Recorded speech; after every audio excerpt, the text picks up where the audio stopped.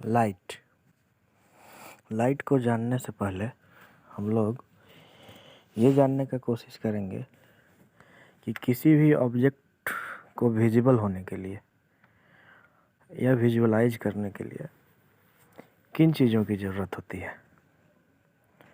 तो आपके दिमाग में दो बात आएगा कि किसी भी ऑब्जेक्ट को देखने के लिए दो चीज़ें कम से कम ज़रूरी होंगी। एक तो लाइट होना चाहिए और दूसरा आई। आप किसी अंधेरे कमरे में अगर जाते हैं तो आँख तो प्रॉपर वर्क कर ही रहा है, लेकिन फिर भी ऑब्जेक्ट आपको विजिबल नहीं होगा। और कभी ऐसा हो कि आप ऐसे जगह पे जाएं जहाँ सफिशिएंट अमाउंट में लाइट तो हो, लेकिन आपकी आंखें बंद हो, या एक ऐसे व्यक्ति को ले जाए जिसका आँख खराब हो, तब भी वो ऑब्जेक्ट को नहीं देख पाएगा। तो किसी भी ऑब्जेक्ट को विजिबल बनाने के लिए दो चीज़ों की ज़रूरत होती है। उसमें से एक है लाइट और दूसरा है आई। तो आज हम लोग लाइट के बारे में चर्चा करेंगे।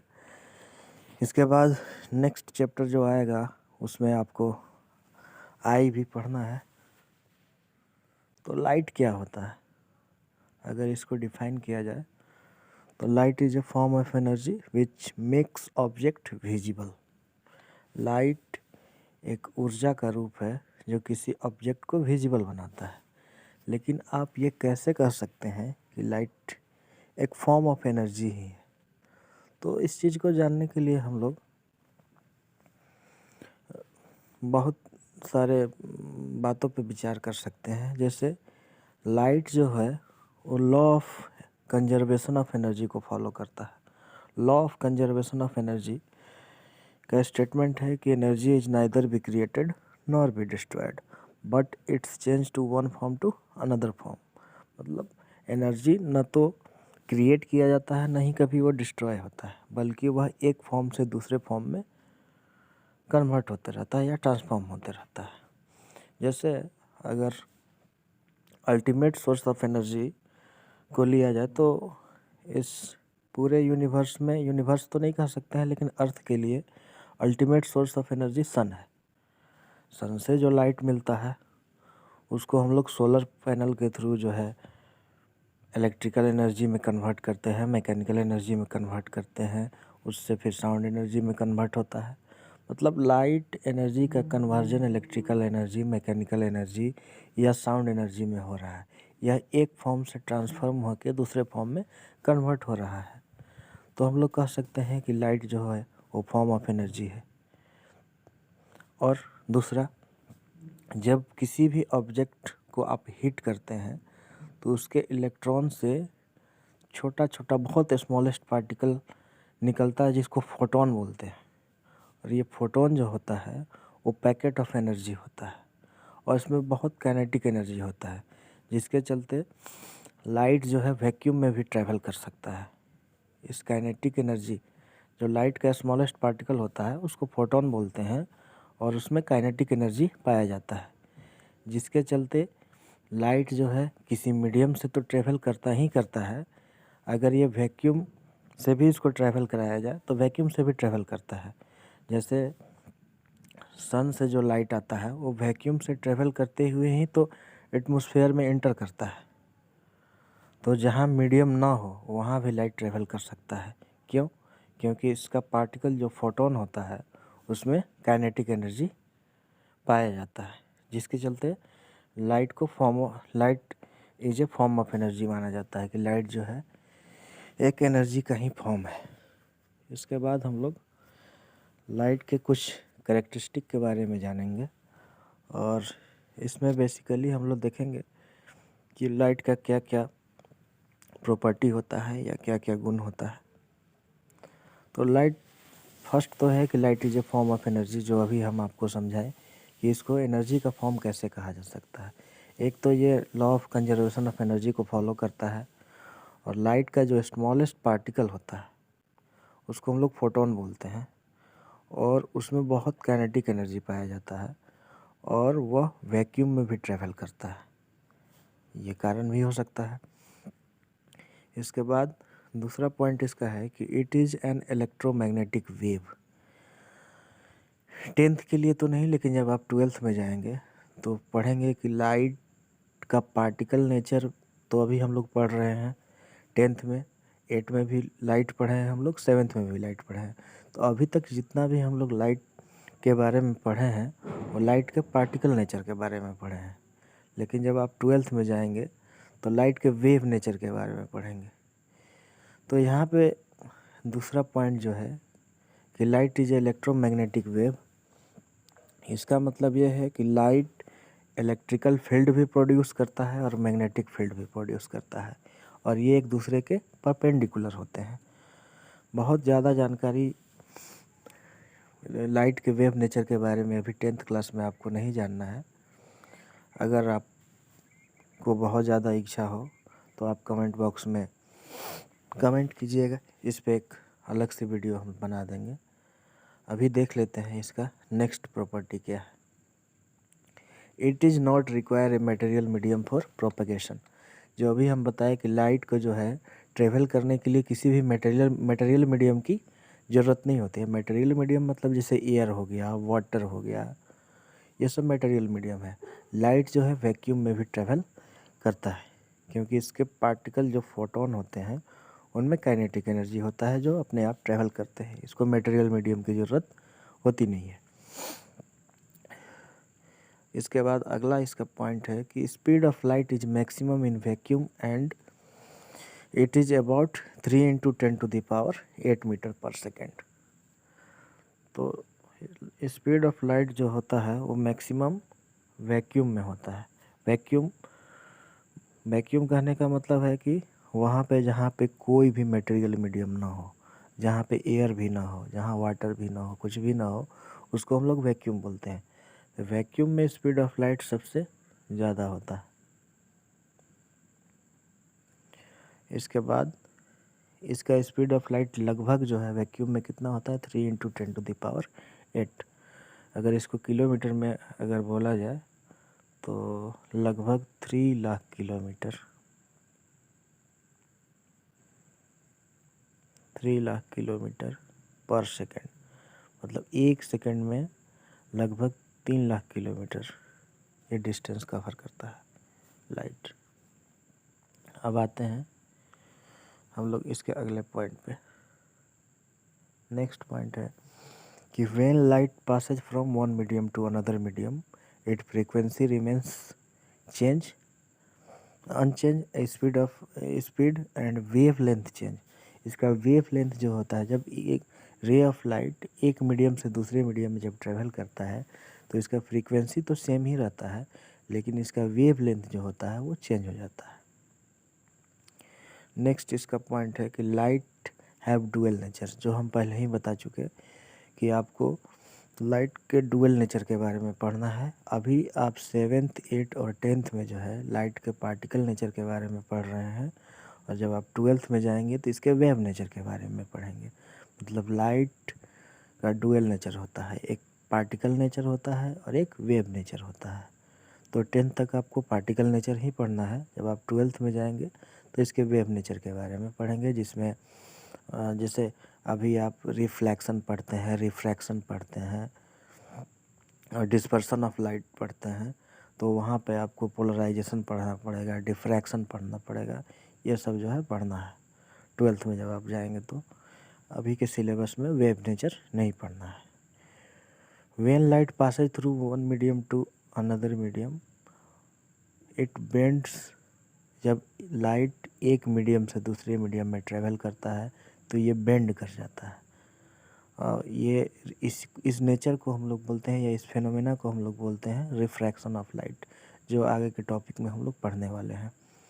When light passes through medium it have transverse nature, जब लाइट एक मीडियम से पास करता है तो ये अपना ट्रांसवर्स नेचर शो करता है।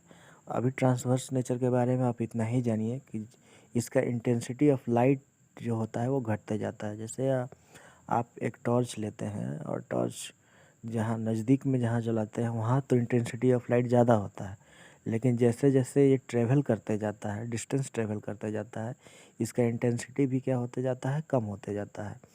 तो इसी को ट्रांसवर्स नेचर बोलते हैं। या जब आप 12th में जाएंगे तो ट्रांसवर्स नेचर के बारे में और पढ़ेंगे कि इलेक्ट्रिकल फील्ड और मैग्नेटिक फील्ड जो होता है एक दूसरे के परपेंडिकुलर होता है। तो इसको हम लोग ट्रांसवर्स नेचर बोलते हैं। आप अभी के लिए इतना समझिए कि लाइट जब डिस्टेंस ट्रैवल करता है तो उसका इंटेंसिटी धीरे धीरे कम होते जाता है। इसी को लाइट का ट्रांसवर्स नेचर बोलते हैं। It travels in straight line. ये तो आप 7th या 8th क्लास में ये एक्टिविटी भी किए होंगे कि लाइट जो होता है वो स्ट्रेट लाइन में ट्रेवल करता है। एक सोर्स ऑफ लाइट को हम लोग रख लेते हैं और 2 कार्डबोर्ड लेते हैं, कार्डबोर्ड में होल कर लेते हैं और होल जो होता है एक दूसरे के सामने होता है। अब जब लाइट को आप जलाते हैं तो जो होल होता है उससे होकर के लाइट दूसरे होल में पास करता है। फिर आगे जो है एक स्क्रीन रखते हैं, उस स्क्रीन पे लाइट वहाँ पे आता है। अगर इसमें से किसी भी एक होल को हम लोग ऊपर नीचे कर दें तो लाइट जो है आगे जाता नहीं है। तो इससे हम लोग को, जैसे आप अगर थोड़ा सा इसको देखना चाहें तो कुछ ऐसा होता है। जैसे एक स्क्रीन यहाँ पे ले लिए, एक यहाँ पे कार्डबोर्ड है जिसमें एक होल यहाँ पे है, एक कार्डबोर्ड यहाँ पे है, एक होल यहाँ पे है। अगर यहाँ पे आप एक कैंडल जो है जलाते हैं, एक कैंडल यहाँ पे जला लिए आप, तो लाइट इस होल के थ्रू यहाँ पे ट्रैवल करेगा। इसके बाद यहाँ पे आकर के दिखेगा वो लाइट यहाँ पे। लेकिन अगर इसमें से किसी भी एक कार्डबोर्ड को आप एडजस्ट कर देते हैं, इसके होल को अगर यहाँ पे कर देते हैं तो लाइट फिर यहाँ पे नहीं आएगा। तो इससे हम लोग को ये पता चलता है कि लाइट जो होता है हमेशा स्ट्रेट लाइन में ट्रैवल करता है। ये एक्टिविटी जो है आपको 7th क्लास या 8th क्लास में पढ़ना था, ये शो करने के लिए कि लाइट जो है हमेशा ट्रैवल करता है स्ट्रेट लाइन में। इसके बाद हम लोग देखेंगे ray of light. Ray of light क्या होता है? जैसे आप ले लें एक कोई भी सोर्स ऑफ लाइट ले लेते हैं। एक सोर्स ऑफ लाइट है ये, एक सोर्स ऑफ लाइट यहाँ पे आप लीजिए। अब यहाँ से लाइट जो है डिफरेंट डिफरेंट डायरेक्शन में ट्रेवल कर रहा होगा, प्रोपेगेट कर रहा होगा। ऐसे बहुत सारे डायरेक्शन में लाइट ट्रेवल कर रहा होगा। तो लाइट ट्रेवल करने का जो ये पाथ है, इस एक पाथ को ही हम लोग बोलते हैं, लाइट ट्रेवल करने का जो एक पाथ है, इस पाथ को ही हम लोग बोलते हैं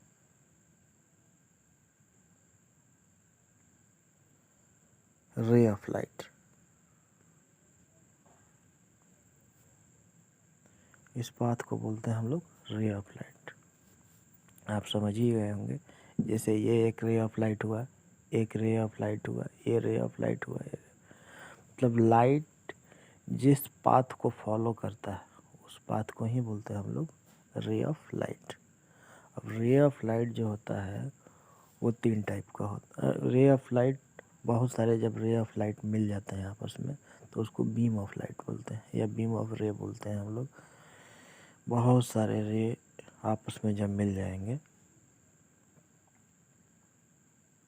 एक मिनट, बहुत सारे रे जब आपस में मिल जाते हैं, बहुत सारे रे यहाँ पे मिल गए तो बंडल ऑफ रे। बहुत सारे रे जब आपस में मिलते हैं तो इनको बोलते हैं हम लोग बीम ऑफ लाइट।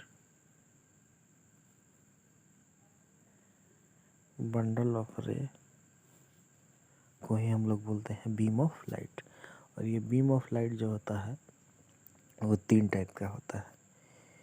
एक आपका होता है पैरेलल बीम ऑफ लाइट, एक होता है पैरेलल बीम ऑफ लाइट जिसमें बहुत सारे रे जो होते हैं, इसमें बहुत सारे रे जो होंगे एक दूसरे के पैरेलल होते हैं। इसको बोलते हैं हम लोग parallel beam of light. Second जो होता है, सेकंड जो होगा आपका वो होगा कन्वर्जिंग बीम ऑफ लाइट। जैसे बहुत सारा रे ऑफ लाइट जब एक ही पॉइंट पर आकर के कन्वर्ज होता है जैसे एक रे ऑफ लाइट इधर से आया, एक रे ऑफ लाइट इधर से आया, एक रे ऑफ लाइट इधर से आया, एक रे ऑफ लाइट और आया, एक रे ऑफ लाइट और।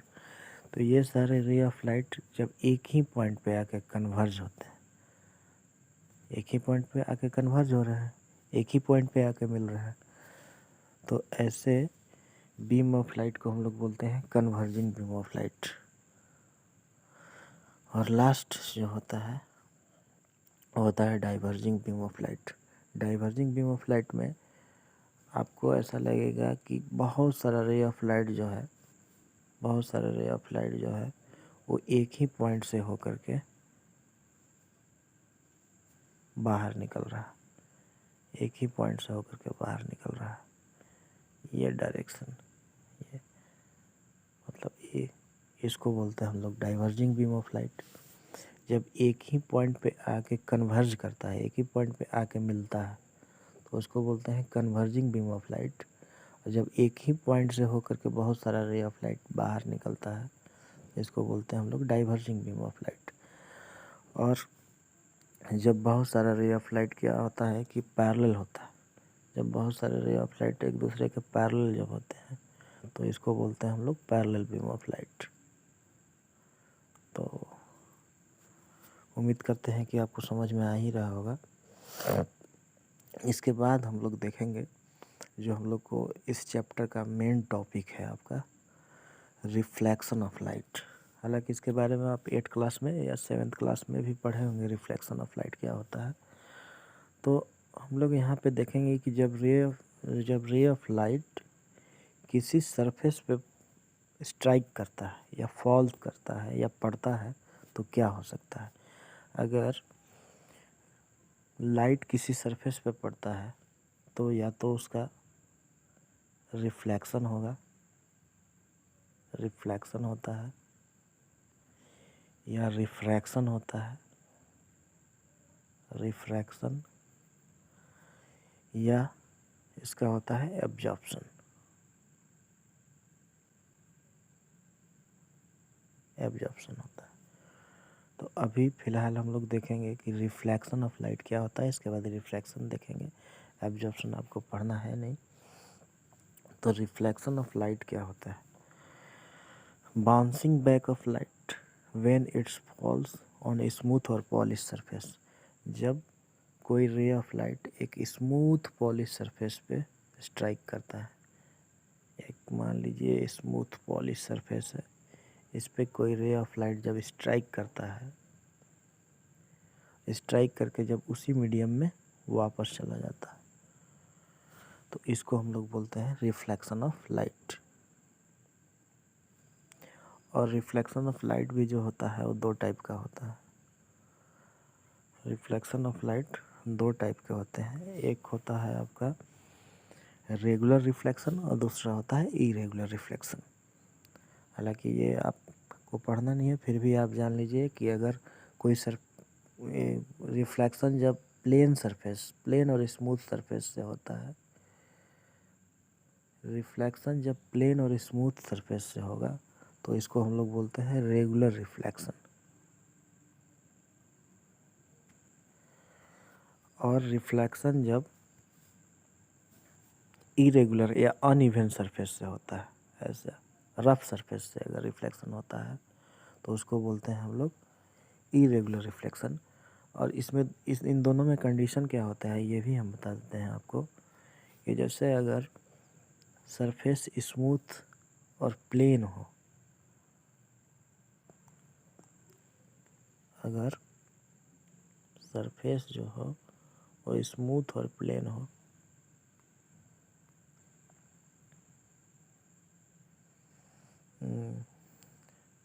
जैसे इसको देखते हैं हम लोग,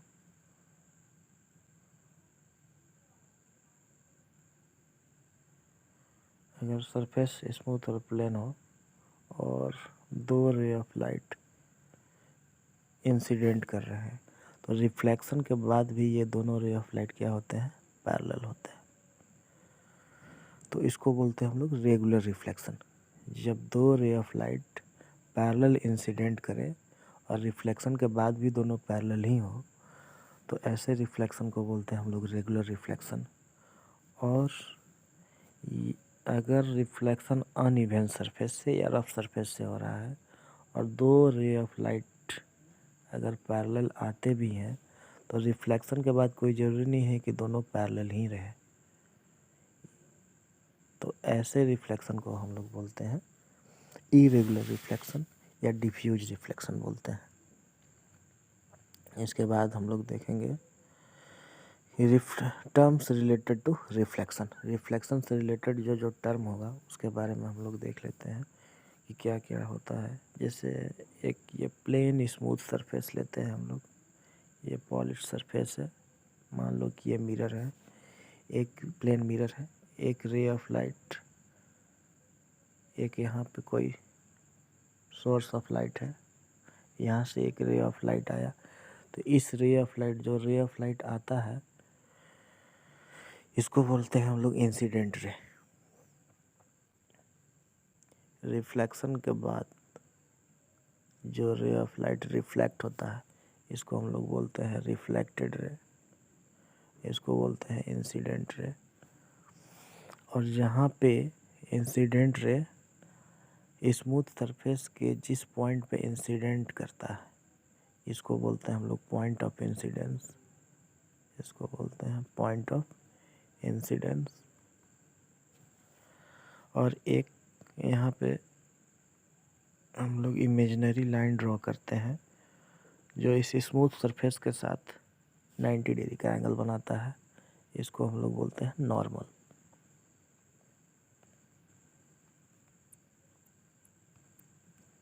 ये जो लाइन इस सरफेस के साथ 90 डिग्री का एंगल बनाता है इसको हम लोग नॉर्मल बोलते हैं। एक अच्छा सा हम लोग फिर से इसको देख लेते हैं, इसके डायग्राम को क्या है। जैसे आप अगर ये एक पॉलिश सरफेस है,